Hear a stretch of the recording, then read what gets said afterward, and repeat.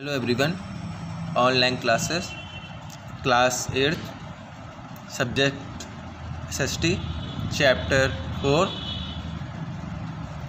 national integration.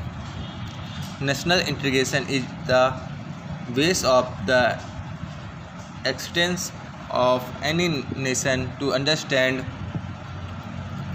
the meaning of national integration, it is necessary to understand the term nation.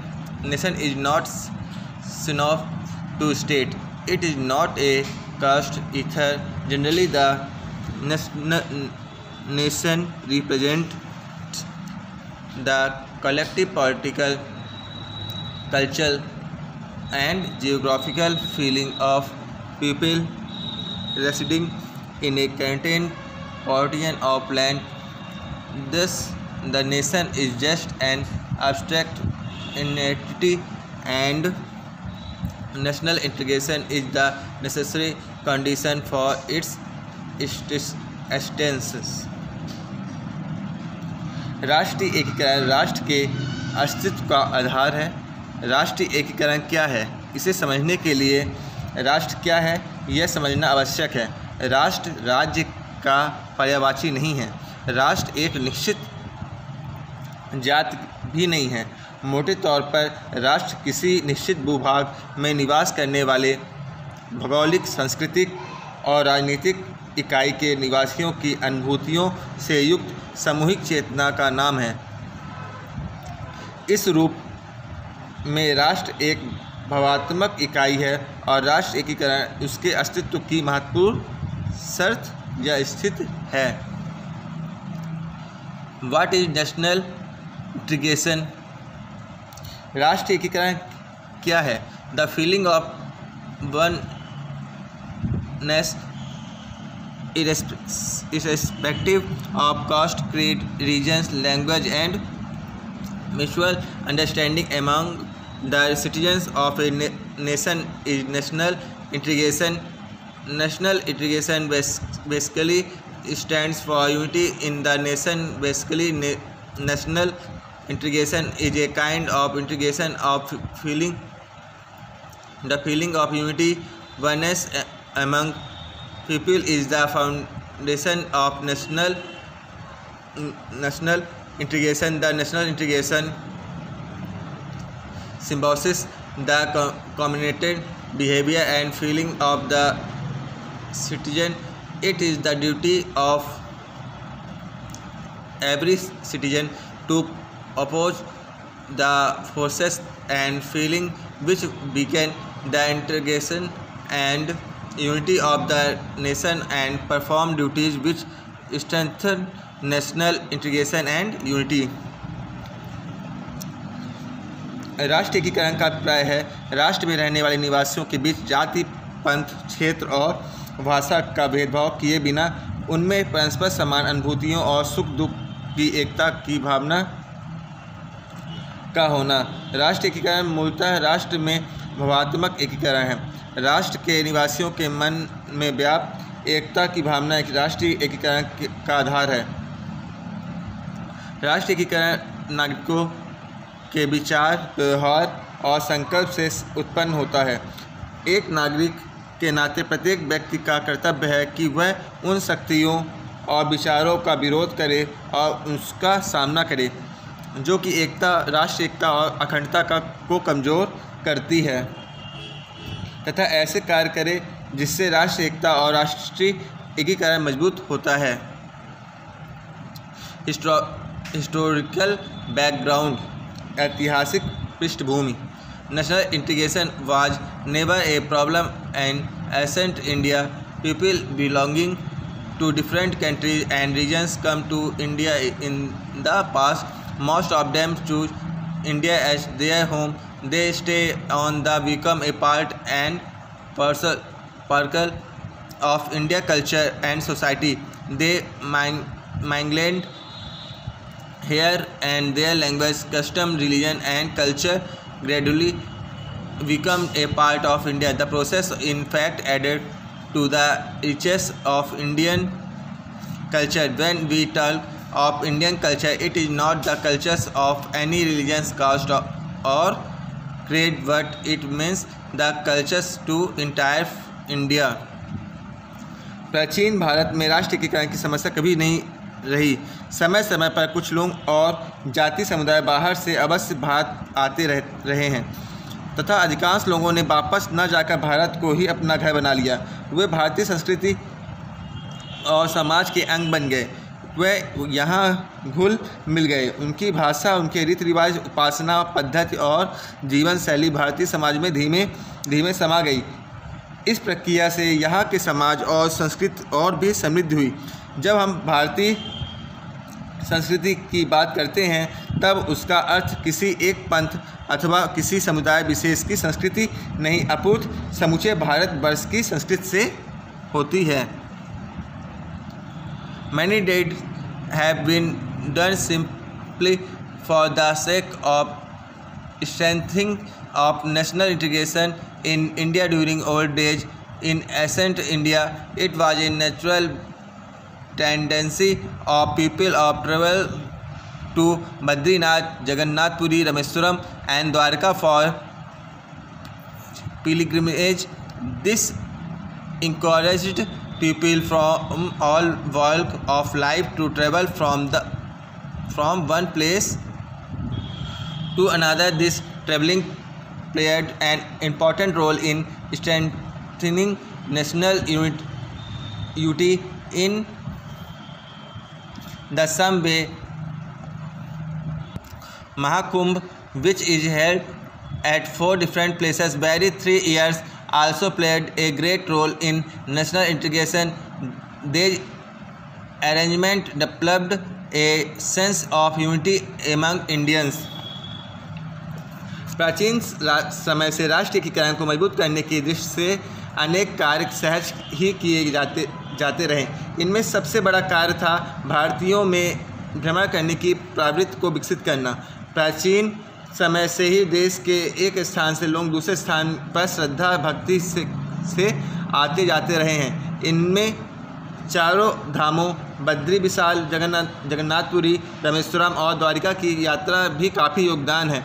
इसी प्रकार प्रति तीसरे वर्ष क्रमशः 4 अलग अलग स्थानों पर लगने वाले महाकुंभ में आम जनता का पहुंचना भी राष्ट्रीय एकीकरण में सहायक रहा है। इन व्यवस्थाओं से सभी भारतीयों के मन में एकता की भावना को विकसित किया है। The concept of national integration, राष्ट्र एकीकरण का स्वरूप। There are 2 types of national integration. One is that which is based on unity, common language, mode of living, rights and rituals, religion and common mode of worship. The other type of national unity is unity in diversity. The language, mode of living, rights and ritual, religion, etc. might be different, but their outlook on national security is the same. On national issue like national unity and integrity, sovereignty, the emotion and feeling remain the same.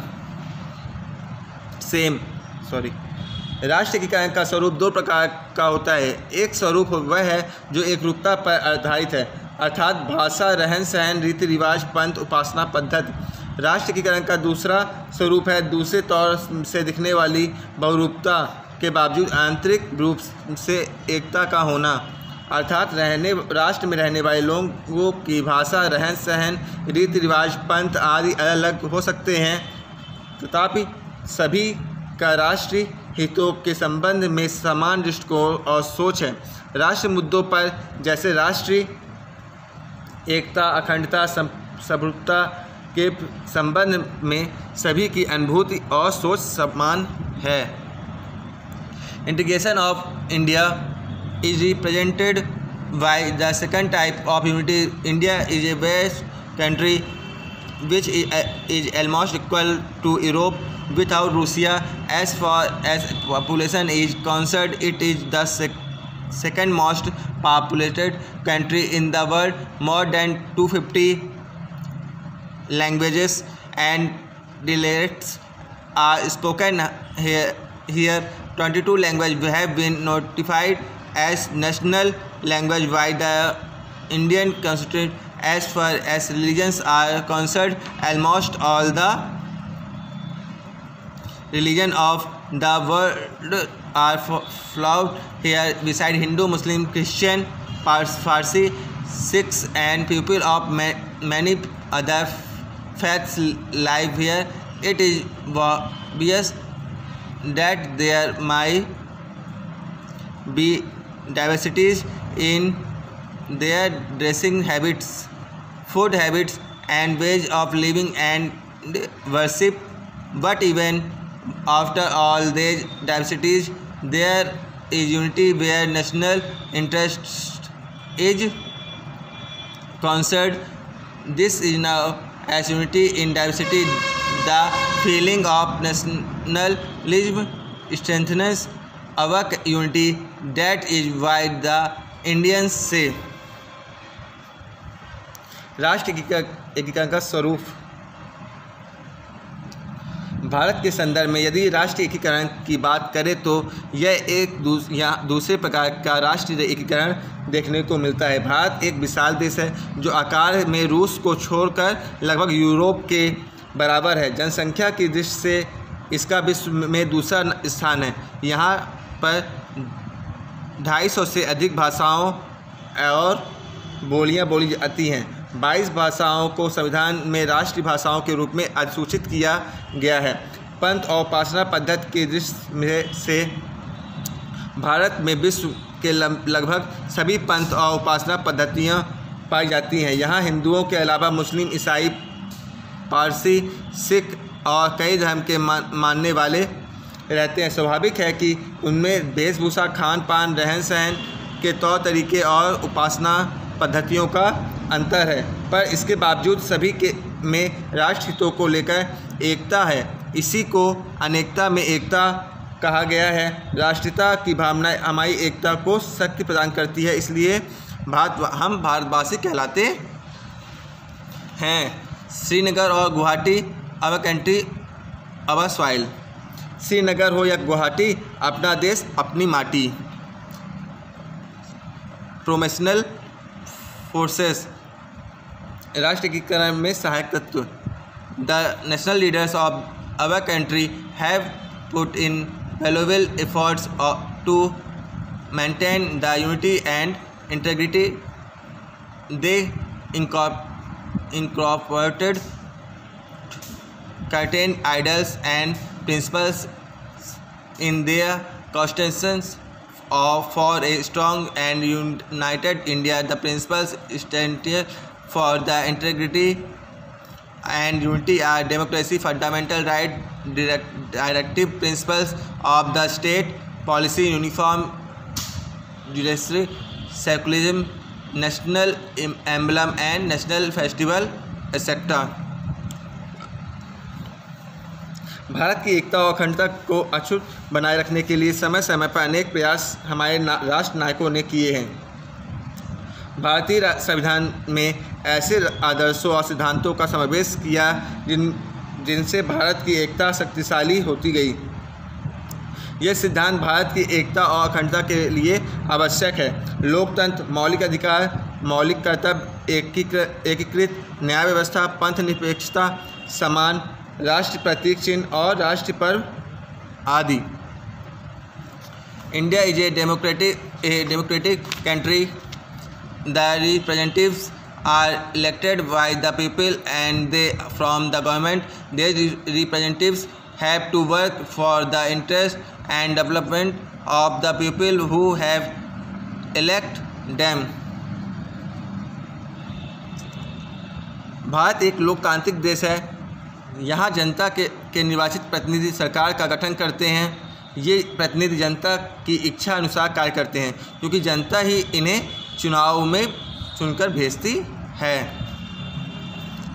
Fundamental rights, समान मौलिक अधिकार। Indian constitution has a provision of 6 fundamental rights. These rights without any discrimination are enjoyed by all Indians.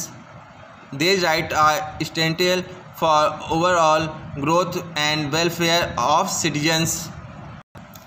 Provisions of equality, freedom and social justice sector have been made in the Constitution to provide opportunity for the development of citizens.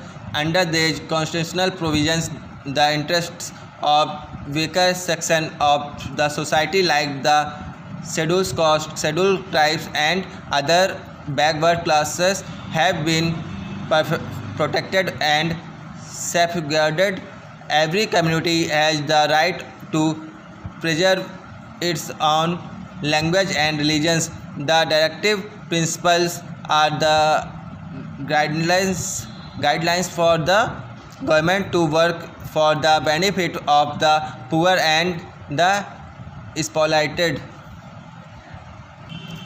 समान मौलिक अधिकार। भारतीय संविधान में 6 मौलिक अधिकारों का प्रावधान है। ये मूल अधिकार भारतीय नागरिकों को बिना किसी भेदभाव के समान रूप से प्राप्त है। नागरिकों के कल्याण एवं सर्वांगीण विकास हेतु मूल अधिकार महत्वपूर्ण है। नागरिकों को विकास के अवसर प्रदान करने के लिए मौलिक अधिकारों में समानता, स्वतंत्रता और सामाजिक न्याय आदि का प्रावधान है। इन संवैधानिक प्रावधानों के अंतर्गत समाज के कमजोर वर्गों, अनुसूचित जाति, अनुसूचित जनजाति और अन्य पिछड़ा वर्गों को सुरक्षा प्राप्त है। प्रत्येक समुदाय को अपने धर्म और एवं भाषा आदि की स्वतंत्रता प्राप्त है। नीति निर्देशक सिद्धांत भी निर्धनों, शोषितों और समाज के कमजोर वर्गों के हितों की पूर्ति के उपाय करने के लिए सरकार का मार्ग निर्देशन करते हैं। Fundamental duties have also been maintained in the Constitution. It is the duty of all citizens of India to respect the principles and ideals of the Constitution, national flag and national anthem. Every citizen should be conscious and ready to serve the nation and uphold the integrity and unity of India, and should work to create the feelings of brotherhood and should protect the public property.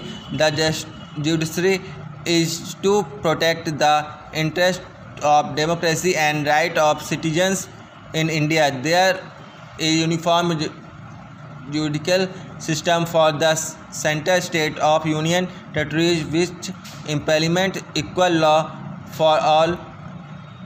The concept of India's judiciary is uniform pyramid. समान मौलिक कर्तव्यों का भी भारतीय संविधान में उल्लेख है। भारत के प्रत्येक नागरिक का कर्तव्य है कि वह संविधान और उसके आदर्शों, संस्थाओं, राष्ट्रध्वज और राष्ट्रगान का आदर करे। सभी नागरिकों को भारत की एकता और अखंडता के हेतु राष्ट्र की सेवा को सदैव तत्पर रहना चाहिए और बंधुत्व की भावना का निर्माण और सार्वजनिक संपत्ति की सुरक्षा करें। भारत के लोकतंत्र और नागरिकों के अधिकारों की रक्षा का दायित्व नगर न्यायपालिका का है। भारत में संघ अथवा केंद्र और राज्यों के कानूनों को लागू करने के लिए इकहरी न्याय व्यवस्था है। भारत की न्यायपालिका का स्वरूप एकीकृत है और उसका गठन एक पिरामिड के रूप में होता है। Secularism.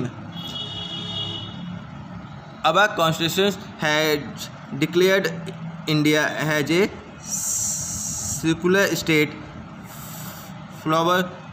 Followers of different religions have their own religious freedom. The government does not discriminate against any religions.